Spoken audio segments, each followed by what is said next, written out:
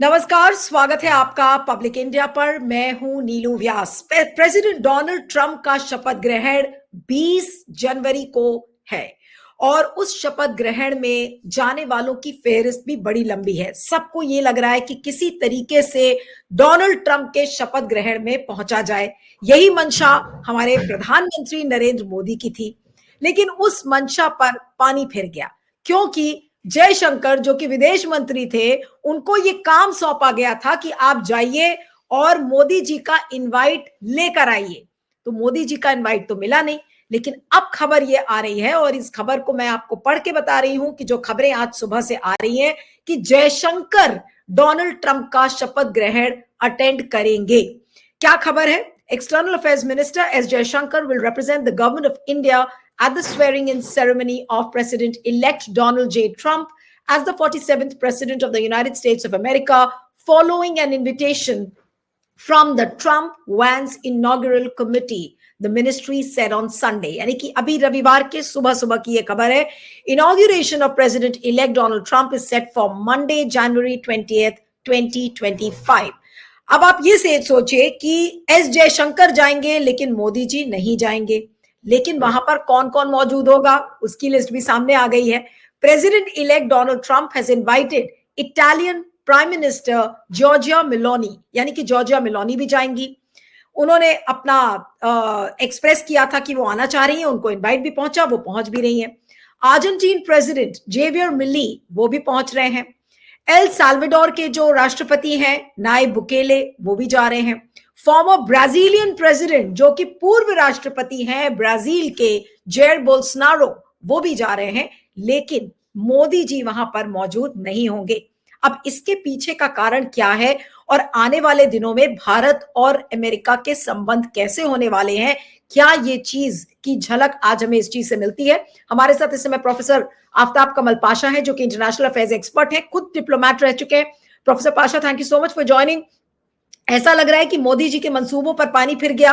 वो सपना देख रहे थे कि डोनाल्ड ट्रंप के स्वेरिंग इन में जाएंगे, तो इनवाइट जयशंकर को आ गया। ये कौन सा खेल हो गया मोदी जी के साथ? खेल चौपट हो गया है मुझे लगता है, क्योंकि मोदी मीडिया या गोदी मीडिया जो भी कहें, ये इतने बड़े पैमाने पर उम्मीद रखते थे कि मोदी साहब प्रधानमंत्री ट्रंप की इनॉग्रेशन में जाएंगे और उनकी नई दोस्ती शुरुआत होंगी सेकेंड एडमिनिस्ट्रेशन में। क्योंकि पहले एडमिनिस्ट्रेशन में गए थे वो, और ट्रंप को भी गुजरात और दिल्ली बुलाए थे जब वो प्रधानमंत्री दूसरे टर्म में थे। तो ये कुछ इसकी आशंका ठीक नहीं है, क्योंकि ट्रंप प्रेसिडेंट बनने से पहले ही कुछ चेतावनी दिए हैं भारत को कि आप ब्रिक्स के साथ अपना ताल्लुकात कमजोर कीजिए, इतना एंथुजियाज्म मत बढ़ाइए, और अगर आप ये सब नहीं करते हैं तो टैरिफ बढ़ाएंगे, जो कि महंगा हो जाएगा इंडियन एक्सपोर्ट्स। तो ये सब उनकी पॉलिसी जो इलेक्शन के दौरान अमेरिका को फिर से ग्रेट बनाना है और बहुत महान देश बनाना है बोल के, ये उसी कार्यक्रम के तहत ये चला रहे हैं उनकी पॉलिसी। चाहे वो उनकी टिप्पणी ग्रीनलैंड पे हो, कनाडा पे हो, मेक्सिको पे हो, पनामा कैनाल पे हो, क्योंकि अमेरिका का अंदरूनी हालात ठीक नहीं है। इन्फ्लेशन और अनएम्प्लॉयमेंट और दूसरे जो उनका खर्च बढ़ता जा रहा है, ये सब भी चेतावनी देते हैं कि अमेरिका का ढांचा कमजोर होता जा रहा है। जो इंपीरियल अमेरिकन एम्पायर का जो दबदबा था पूरी दुनिया में, कमजोर होता जा रहा है, और वहाँ की जनता चाहती है कि वो अपने डोमेस्टिक इशू पे ध्यान दे, और उसके लिए अमेरिका को मजबूत करने के लिए जो भी एक्सपोर्ट्स करते हैं, चाहे चीन हो, भारत हो, यूरोपियन यूनियन हो, दूसरे देश हो, उनको एक चेतावनी देना चाहते हैं कि ये जो फ्री राइड आप करते थे वो खत्म होने वाला है, और हम जो भी देश हमारे साथ नहीं है उनको टैक्स बढ़ा के, टैरिफ बढ़ा के उनको पेनलाइज करेंगे। दूसरी बात यह है कि जो रणनीतिक रूप से चीजें हैं वो तो आपने एक्सप्लेन की, लेकिन यहाँ पर दर्शक ये जानने में इंटरेस्टेड होंगे कि अब ट्रंप और मोदी जी के संबंध आने वाले दिनों में कैसे होने वाले हैं। मोदी जी तो ट्रंप के लिए उन्होंने पता नहीं अपने पूरा दिल बिछा दिया था, जितने सौगात वो दे सकते थे उन्होंने अमेरिका को दी, अमेरिका के नाम पर उन्होंने पता नहीं क्या क्या किया। अब आज वही ट्रंप है, मोदी जी को अगर इनवाइट भी नहीं कर रहे हैं तो कहाँ का कितना इंपॉर्टेंट एलाई वो इस समय समझ रहे हैं इंडिया को और मोदी जी को खासकर। तो क्या ये मोदी जी प्रधानमंत्री हैं इसलिए उनको नहीं इनवाइट किया गया? क्या आपको लगता क्या है, क्यों आज मोदी जी का खेल चौपट दिख रहा है अमेरिका के हाथों? देखिए, आप जानते हैं और पूरे आपके देखने वाले भी जानते हैं कि मोदी प्रधानमंत्री बाहर विदेशी यात्रा करना पसंद करते हैं और वो बताना चाहते हैं कि हम विश्व गुरु हैं, मैं इतना मशहूर हूँ पूरी दुनिया में, पूरे दुनिया वाले लीडर्स मुझे स्वागत करते हैं, चाहे ब्रिक्स में हो या दूसरे अन्य देशों में। वो पसंद करने लगे थे बाहर जाना अक्सर, और जो गले लगाना और उनकी पर्सनल केमिस्ट्री लीडर्स के साथ।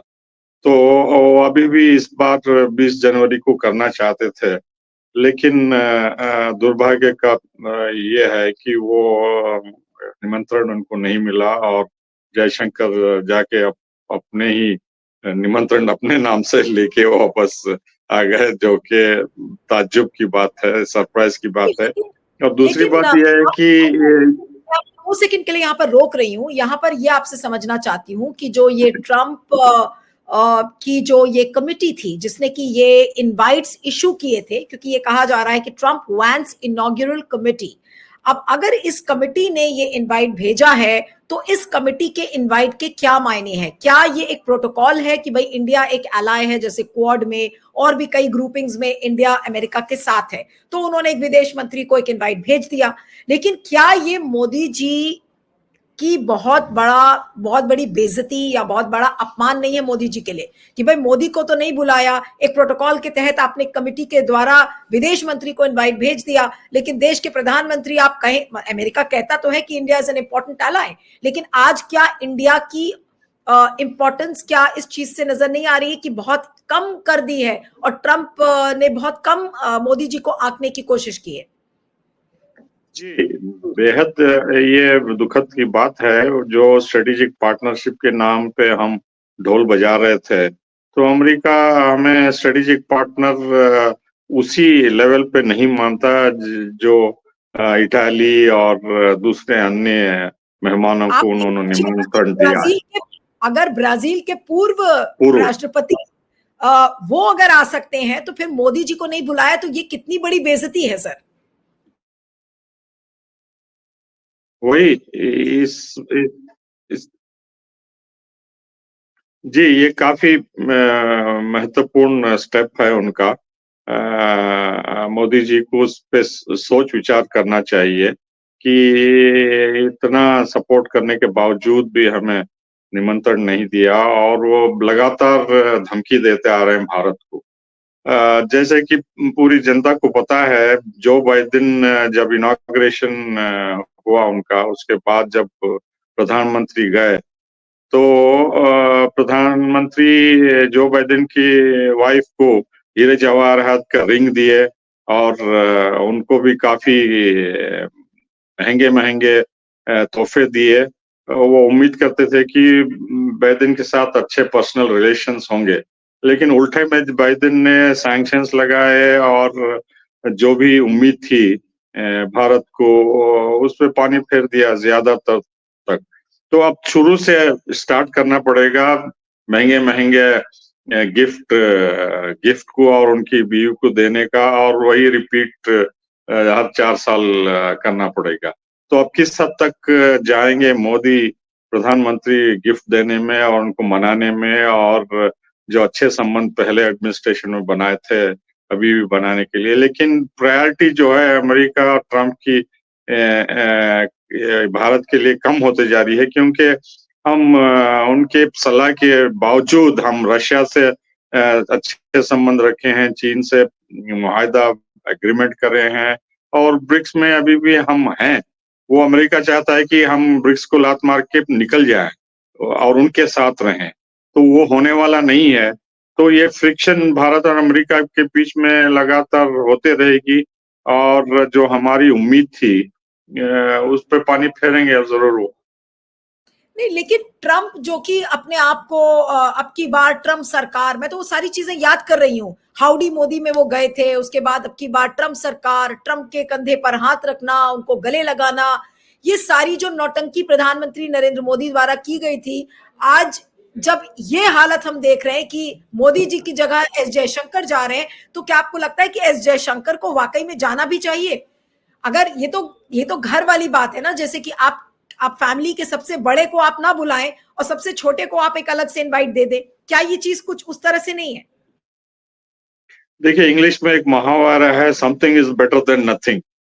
तो कुछ ना कुछ मिला तो जयशंकर को ही जाना पड़ रहा है, क्योंकि प्रधानमंत्री अगर जयशंकर भी नहीं जाते तो बात बनती नहीं ना कि स्ट्रेटेजिक पार्टनरशिप है, हमने इतने महंगे महंगे गिफ्ट दिए और इतना सारा कर रहे हैं मिलिट्री में, इकोनॉमिक कोऑपरेशन में और स्ट्रेटेजिक पार्टनरशिप में। तो भारत की जनता को बताना है, क्योंकि अब पंचर हो गई पूरी गाड़ी, तो अब कुछ ना कुछ ढकेल के आगे ले जाना होगा और बताना होगा कि हम दोबारा उसको पंचर ठीक करके गाड़ी चलाने वाले हैं।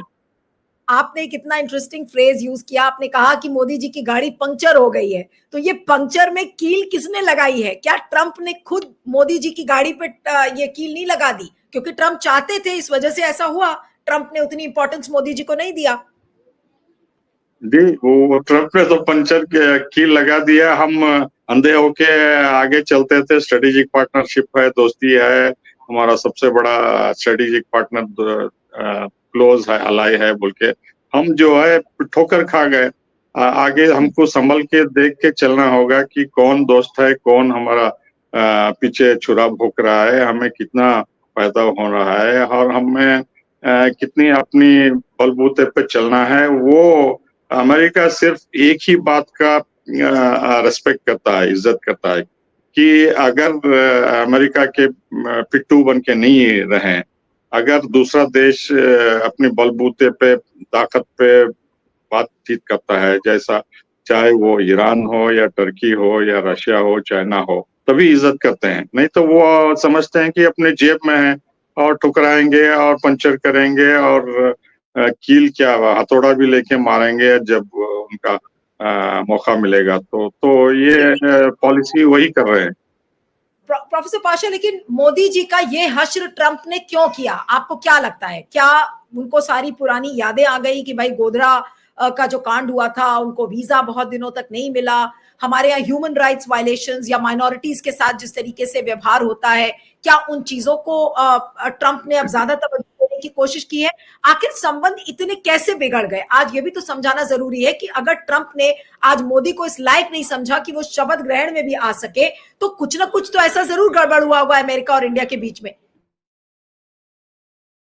देखिए, 2 चीज़ें हैं इसमें। एक तो पिछले 4 साल से मोदी साहब जिस तरीके से बाइडेन और उनकी टीम से गहरे संबंध बनाना चाहते थे और उन्होंने एक लफ्ज़ भी ट्रंप के बारे में नहीं कहा, उनकी तारीफ नहीं की। तो ट्रंप ये चाहता है कि जो भी उनके ताल्लुकात है उसको बार-बार दोहराते रहे, बोलते रहे कि बाइडेन निकम्मा है और ट्रंप ने जो भी किया भारत के लिए वो बहुत महान था वगैरह बोल के। वो साइकोफोंसी चापलूसी चाहता है वो। हमने वो नहीं किया क्योंकि हम इंडिपेंडेंट देश हैं, अपने ताकत पे हम आगे बढ़ते हैं।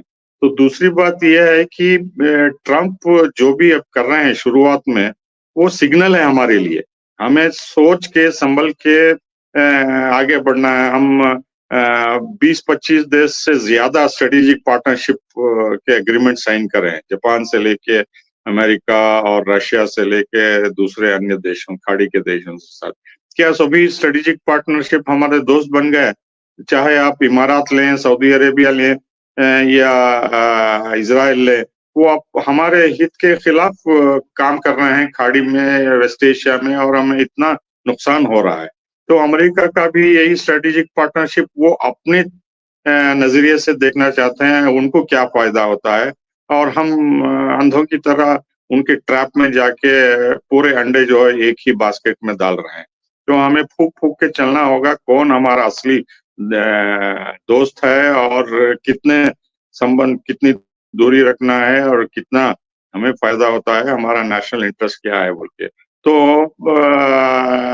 ये स्ट्रेटेजिक पार्टनरशिप की खोज में अंधेरे में हम गुफे में चले गए तो हमारा ही खतरा होगा, हमें चौकन्ना रहना चाहिए। लेकिन अब आगे मोदी और ट्रंप के बीच में संबंध कैसे होंगे, या मोदी किस तरीके से ट्रंप से पेश आएंगे? क्या फिर से वो ट्रंप की चापलूसी में लगेंगे जैसे वो बाइडेन की चापलूसी कर रहे थे, या फिर अब मोदी जी भी सोच समझकर और कदम फूक फूक कर चलेंगे? देखिए, पिछले 4 साल में बाइडेन के एडमिनिस्ट्रेशन के दौरान उन्होंने इतना नुकसान पहुंचाया भारत को, चाहे वो मालदीव के जरिए हो, बांग्लादेश के जरिए हो, या श्रीलंका के जरिए हो, या अमेरिकन सैंक्शंस हमारी कंपनी इल्जाम लगा के कि हम रशिया की मदद कर रहे हैं यूक्रेन के इशू पे, और कई मामलों में उन्होंने हमें सताया है। तो हमें भूलना नहीं चाहिए।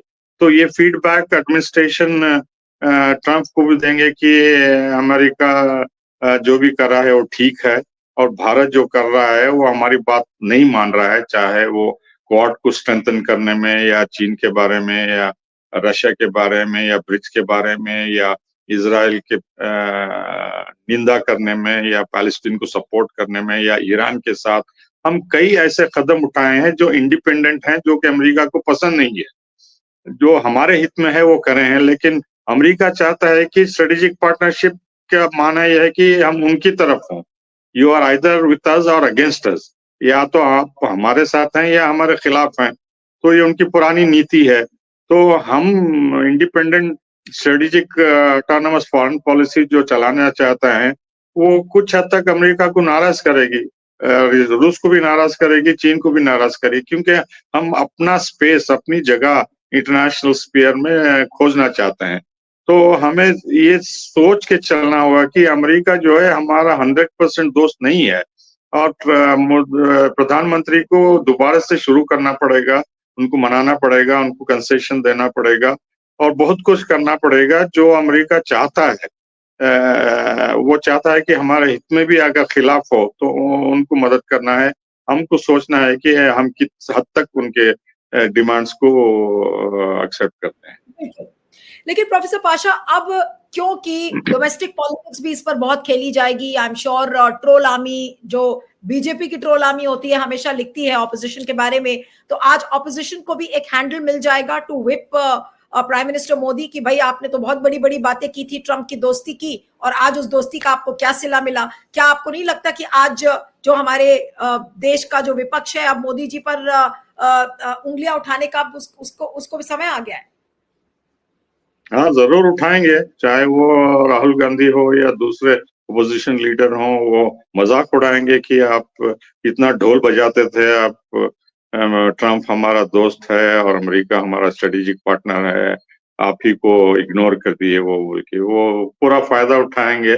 लेकिन किस हद तक वो प्रोवोक हो जाते हैं प्रधानमंत्री, देखना होगा, क्योंकि उन्हें देश के हित का सोचना है, ये नहीं कि पर्सनल अटैक है। ये तो पर्सनल अटैक होते रहते हैं, बाइडेन के दौरान भी हुए, ह्यूमन राइट्स के इशू को लेके, रिलीजियस माइनॉरिटीज को इशू के लेके। तो हमें अच्छे कदम उठाना चाहिए और इससे बचना चाहिए कि मड स्लैंगिंग जो अपोजिशन या जो भी करते हैं, जैसा दूसरे देश भी लेकिन हमारे खिलाफ आपको ये करते हैं। क्या ये कहना सही होगा कि ट्रंप, क्योंकि मोदी जी ने बाइडेन साहब की चापलूसी की और उसी का बदला अब ट्रंप ले रहे हैं कि भाई जाओ, मैं नहीं बुलाऊंगा तुम्हें अपने शपथ ग्रहण में, तुम कितना भी आना चाहो?